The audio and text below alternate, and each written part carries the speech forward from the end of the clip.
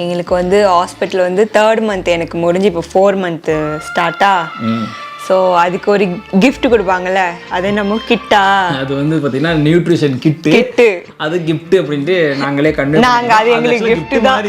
ஆமாம், கவர்மெண்ட் நம்மளுக்கு கொடுக்குற கிஃப்ட். ஆமாம், எல்லாருமே அதாவது நம்ம தமிழ்நாட்டில் எல்லா ஸ்டேட்டில் இருக்கவங்க நினைக்கிறாங்க தெரிஞ்சு, இங்கே வந்து கன்சீவ் ஆகிறவங்க RCH ஐடி அப்படின்னு ஒன்று நம்ம கவர்மெண்ட்டில் கார்டு போடணும், அட்டை போடணும்னு சொல்லுவாங்க இல்லையா, அது நம்ம வந்து ரெஜிஸ்டர் பண்ணுறோம் கவர்மெண்ட்டில்.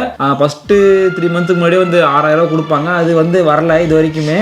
அது வருமானு தெரியல, நிறைய பேருக்கு வர்றது, சில பேருக்கு வரல அப்படின்னு சொல்லியிருந்தாங்க. கிட்டு வந்து வருது. ஸோ பார்த்தீங்கன்னா எங்களுக்கு கிட்டும் வருமானம் தெரியல யோசிச்சுட்டு இருந்தோம். பார்த்தா கிட்டு வந்து வந்துருச்சு. அப்புறம் ரசகா கால் பண்ணி வாங்கப்பா உங்களுக்கு கிட்டு வந்திருக்கு அப்படின்னு சொன்னோடனே நாங்கள் அப்படியே விட்டுன்னு கிளம்பி ஹாஸ்பிட்டலுக்கு கிளம்பி போயாச்சு. ஆமாம், ரொம்ப ஆர்வமாக இருந்துச்சு அதில் என்ன இருக்கும் அப்படி. நிறைய பேர்த்தோட வீடியோ பார்த்துருக்கேன், எனக்கு கிட்ல இது கொடுத்தாங்க அது கொடுத்தாங்க அப்படின்னு சொல்லுவாங்கல்ல, எனக்கு என்ன கொடுக்குறாங்க அப்படின்னு பார்க்கணும்ல.